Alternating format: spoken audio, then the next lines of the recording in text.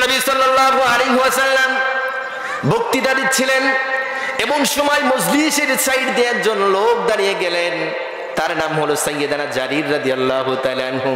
চাঁদের মতো সুন্দর চেহারা, বিশ্বনবীর চোখ মোবারক তার দিকে চলে গেলেন।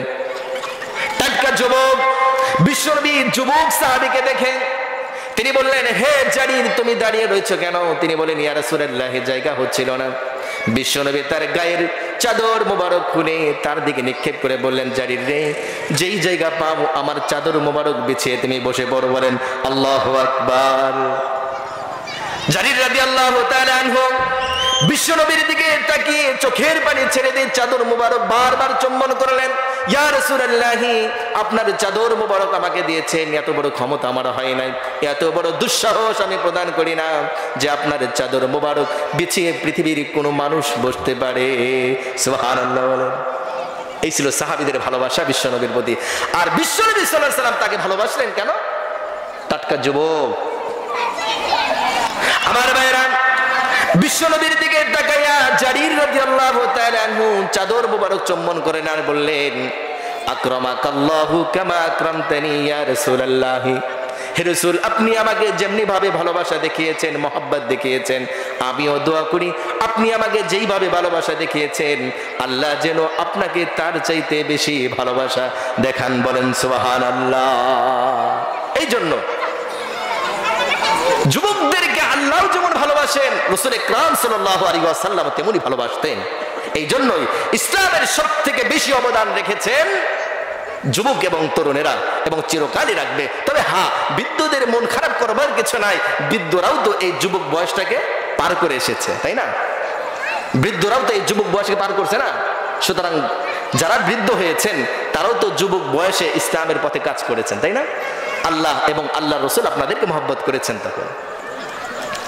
এই জন্য ভাইরা আমার, যুবক এবং তরুণদেরকে উদ্দেশ্য করে বলছি, আজ পৃথিবীতে নির্যাতিত মানবতা, নিপীড়িত মানবতাকে মানবতার পাশে দাঁড়াতে হবে। শুধু তাই নয়, যারা শ্রমিক আছে, শ্রমিকরা ন্যায্য অধিকার পাওয়ার জন্য ছটফট করছে, তাদের পাশে দাঁড়াতে হবে। এবং কৃষক যারা আছে, তাদের উৎপাদিত ফসলের পাওনা তারা সঠিকভাবে পাচ্ছে না, এর পাশেও দাঁড়াতে হবে।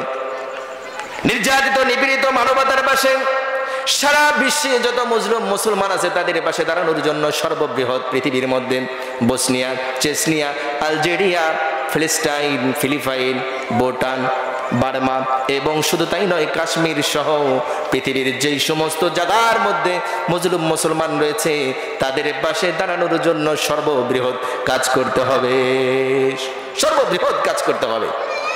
শুধু তাই নয়, কাজ করেই ক্ষান্ত হওয়া যাবে না। নির্যাতিত মানবতাকে প্রকাশ করার জন্য, বাঁচানোর জন্য, শ্রমিকদের ন্যায্য অধিকার পাওনা দেওয়ার জন্য, কৃষকদের তাদের উৎপাদিত ফসলের পাওনা সঠিকভাবে বুঝিয়ে দেওয়ার জন্য, মুসলিম মুসলমানদেরকে বাঁচানোর জন্য নিজের জীবনের রক্ত উৎসর্গ করে দিতে হবে।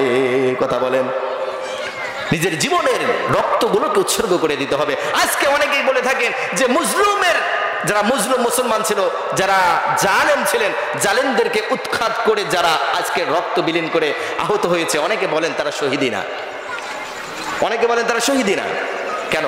জালেম যারা ছিল, জালেমদের প্রতিহত করা কি এটা ইমানের একটি অঙ্গ না?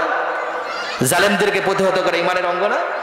ইমানের অঙ্গ। এই জন্য মানবতাকে বাঁচানোর জন্য, নির্যাতিত নিপীড়িত মুসলমানদেরকে বাঁচানোর জন্য যুবক এবং তরুণ যারা এই মাহফিলের মধ্যে আছেন এবং আশপাশে যারা আছেন, আপনাদেরকে আজ থেকে শপথ করতে হবে পৃথিবীর বুক থেকে মুসলিম মুসলমানদেরকে বাঁচানোর জন্য, ইসলামের শত্রুদের বিপক্ষে লড়াই করার জন্য নিজের রক্ত এবং জীবনকে বিলীন করে দেব।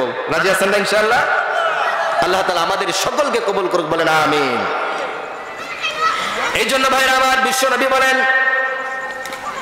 যারা পৃথিবীর বুকে দিন কায়েমের জন্য, মানবতাকে বিজিত করার জন্য, নির্যাতিত নিপীড়িত মুসলিম মুসলমানদেরকে বাঁচানোর জন্য নিজের জীবনকে বিলীন করে দিবে, রক্তকে ঢেলে দিবে, তারা আল্লাহর কাছে শহীদি মর্তবা পেয়ে যাবেন। বলেন সুবহানাল্লাহ।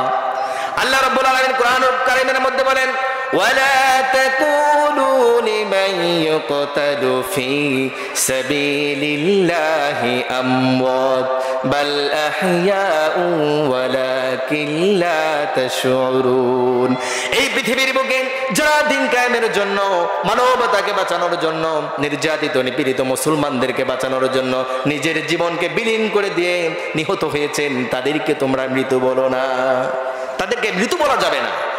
আল্লাহ বলেন তারা জীবিত, বাল আহইয়াউ ওয়ালাকিন লা তাশউরুন, তারা জীবিত কিন্তু তোমরা বুঝতে পারছো না। কে বলেন? আল্লাহ বলতেছেন। এই পৃথিবী থেকে মুসলমানদেরকে বাঁচানোর জন্য, জালেমদেরকে প্রতিহত করার ক্ষেত্রে এবং ইসলামকে দুনিয়ার বুকে কায়েম করার ক্ষেত্রে নিজের জীবনকে যারা বিলিয়ে দিবে, নিহত হবে, তাদেরকে তোমরা মৃত বলো না, সুতরাং তারা জীবিত। কে বললেন? আল্লাহ বলেছেন।